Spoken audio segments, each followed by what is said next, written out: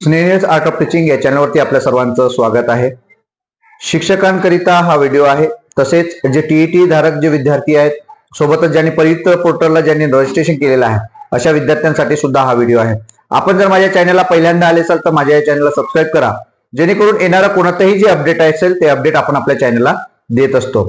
आता टीईटीचा जो नियम आहे, तो टीईटीचा नियम सुप्रीम कोर्टाने जो काही आदेश दिलेला होता, 10 ते 11 केसेस एकत्र आणून त्याचा निर्णय त्यांनी दिलेला होता आणि विविध राज्यातल्या त्या केसेस होत्या। त्यावरती 1 ऑक्टोबरला जो निर्णय दिला की सर्वांकरिता टीईटी लागू असणार आहे, शिक्षकांकरिता टीईटी लागू असणार आहे।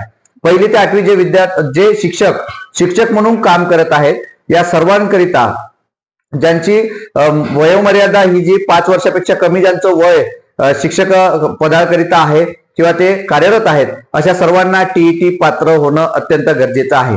या सर्व बाबी आपल्या सर्वांना माहिती आहे, याचं नोटिफिकेशन आलेलं आहे। या संदर्भात काही जे शिक्षक आहेत त्यांनी काय केलेलं आहे, मागची सीटीईटीची परीक्षा दिलेली आहे, आताची टीईटी परीक्षा सुद्धा दिलेली आहे। जे अपडेट शिक्षक आहे, ज्यांना असं वाटत होतं की कोर्ट काही निर्णय बदलवणार नाही आहे, म्हणून आपण आपली भूमिका घेतली की आपण स्वतः परीक्षा द्यायची आणि पास व्हायचा, असे काही जे शिक्षक आहेत ते पास सुद्धा झालेले आहेत। परंतु 1.5 लाख शिक्षक हे महाराष्ट्रातील जे आहे त्यांच्या नोकरीची जी काही नोकरीवरती टांगती तलवार आहे, कारण त्यांना 2 वर्ष म्हणजे 4 वेळा ह्या संधी आपल्या सीटीईटी टीईटीच्या माध्यमातून मिळणार आहे। टीईटीची 4 संधी आणि सीटीईटीच्या सुद्धा 2 ते 3 संधी आपल्या सर्वांना मिळणार आहे। अशा पद्धतीनं आपण जर पास झालो तर नक्कीच आपल्याला पदोन्नती मिळणार आहे। मग पदोन्नतीचे जे शिक्षक पदोन्नतीकरिता आपल्या सर्वांना माहिती आहे, उपशिक्षक असेल, शिक्षक असेल, मुख्याध्यापक असेल, केंद्र प्रमुख असेल, अशा सर्वांकरिता जो निर्णय आलेला होता, या सर्वांना जर तुम्हाला पदावर राहायचं असेल तर तुम्हाला किंवा पदोन्नती पाहिजे असेल तर तुम्हाला सीटीईटी टीईटी पास असणं अपेक्षित होतं। परंतु हे नव्हतं आपल्याला माहित की विस्तार अधिकाऱ्यांसाठी सुद्धा आपल्याला सीटीईटी किंवा टीईटी पास पाहिजे। परंतु पुणे जिल्हा परिषदेचं एक परिपत्रक 2 तारखेला त्यांच्या माध्यमातून काढण्यात आलेलं आहे। त्यांच्या सीओने ते परिपत्रक काढलेलं आहे। ते परिपत्रक डिस्क्रिप्शन बॉक्समध्ये जे काही लिंक्स आहेत त्या लिंकवरती तुम्ही व्हॉट्सअपवरती जॉईन व्हा, ज्या माध्यमातून तुम्हाला ते पत्र मी तुम्हाला पाठवेन आणि त्या माध्यमातून तुम्हाला ते अपडेट समजेल। तर जे शिक्षक बांधव आहेत, जे व्हिडिओ माझा बघत आहेत, त्यांच्यासाठी सांगतोय की जे काही केंद्र प्रमुख असतील, मुख्याध्यापक असतील किंवा मग विस्तार अधिकारी असेल, वर्ग 3 चे जे काही पद आहे विस्तार अधिकारी, तर यांच्याकरिता जरी तुम्ही पदोन्नतीतून जर तुम्ही विस्तार अधिकारी बनत असाल तर नक्कीच तुम्हाला त्या ठिकाणी सीटीईटी किंवा टीईटी पास असणं अपेक्षित आहे, असं जे पत्र आहे ते त्यांनी ते काढलेलं आहे। मग हे कशासाठी काढलं की ज्यांनी जे प्रस्ताव मुख्याध्यापकांनी प्रस्ताव पाठवले असेल किंवा केंद्र प्रमुखांनी प्रस्ताव पाठवले असेल तर त्यांचे प्रस्ताव आमच्याकडे आलेले आहेत, परंतु आम्ही कोणाला त्या ठिकाणी पदोन्नती देणार आहोत किंवा कोणाला आम्ही त्या ठिकाणी जॉईन करून घेणार आहोत किंवा कोणाला आम्ही लीगल म्हणजे निवड करू, तर त्यांनी स्पष्ट उल्लेख त्या ठिकाणी केलेला आहे की अर्हतेमध्ये सीटीईटी किंवा टीईटी सुद्धा पास होणं अपेक्षित आहे। जे शिक्षक सीटीईटी किंवा टीईटी पास आहेत अशा शिक्षकांना आम्ही त्या ठिकाणी काय करणार आहोत, रुजू करून घेणार आहोत किंवा त्यांना पदोन्नती देणार आहोत, असं त्या ठिकाणी स्पष्ट उल्लेख त्या पुणे जिल्हा परिषदेचे जे परिपत्रक आहे ते 2 तारखेचं परिपत्रक, त्या परिपत्रकाच्या माध्यमातून म्हणजे आपल्या सर्वांना माहित झालेलं आहे।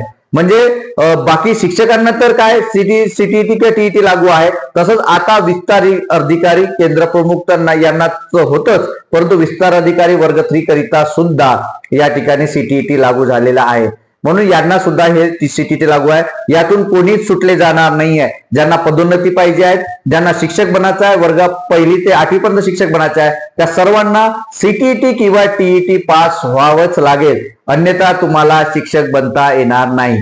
तुम्हाला जर वरच्या वर्गाचं शिक्षक बनायचं असेल, 8वी पासून 8वी 9वी 10वीचं शिक्षक बनायचं असेल, म्हणजे 9वी 10वी नंतर 11वी 12वीचं शिक्षक बनायचं असेल तर नक्कीच तुम्हाला त्या ठिकाणी सीटीईटी टीईटी नाही पास झाले तरी चालतंय, परंतु 1 ते 8वी पर्यंत शिक्षक बनायचं आहे तर तुम्हाला त्या ठिकाणी शिक्षक पाहिजे म्हणजे पाहिजे।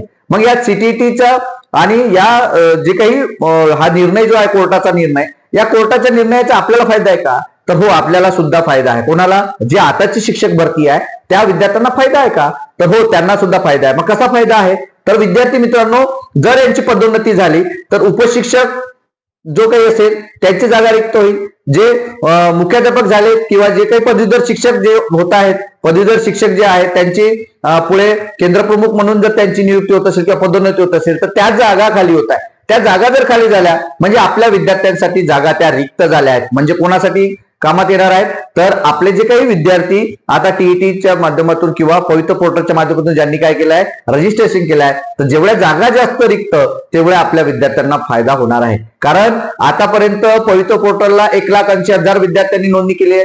तर या विद्यार्थ्यांसाठी जास्तीत जास्त जागा येतील, म्हणजे कॉम्पिटिशन कमी होईल, विद्यार्थ्यांचा कट ऑफ कमी येईल आणि 100च्या अंडर मध्ये कट ऑफ आला पाहिजे, यासाठी आपण कायमस्वरूपी गांभीर्याने घेऊन आपण विद्यार्थ्यांसाठी मदत करत आहोत. विद्यार्थी मित्रांनो, एल्गार आंदोलन आहे 9 तारखेला. एल्गार आंदोलनाला उपस्थित राहा. वेगवेगळ्या ठिकाणी वेगवेगळ्या संघटनेच्या माध्यमातून सुद्धा या ठिकाणी आंदोलन केले जात आहेत. आझाद मैदानावर आंदोलन केले जात आहेत. पुण्यात आयुक्तालयाच्या समोर आंदोलन केले जात आहेत. प्रत्येकांच्या मागण्या ह्या रास्त मागण्या आहेत आणि त्या मागण्या आपल्या सर्वांसाठी आहेत. जे विद्यार्थी बीएड करत आहेत, जे विद्यार्थी डीएड करत आहेत, जे भावी शिक्षक होणार आहेत, अशा सर्व विद्यार्थ्यांनी त्या ठिकाणी उपस्थित राहायचं आहे. ज्या विद्यार्थ्यांनी पवित्र पोर्टलला नोंदणी केली आहे असेही विद्यार्थी त्या ठिकाणी उपस्थित राहतील आणि आपला सहभाग नोंदवतील. जास्तीत जास्त विद्यार्थी जर त्या ठिकाणी असले तर नक्कीच शासनावरती काय होईल, प्रेशर येईल, दबाव येईल आणि या माध्यमातून वेगवेगळे निर्णय जे आहेत, प्रिफरन्स सारखे जे काही अनलिमिटेड नाही तर लिमिटेड प्रिफरन्स आपल्याला देत आहेत, तर ही अत्यंत चुकीची भावना आणि चुकीचा गैरसमज आणि या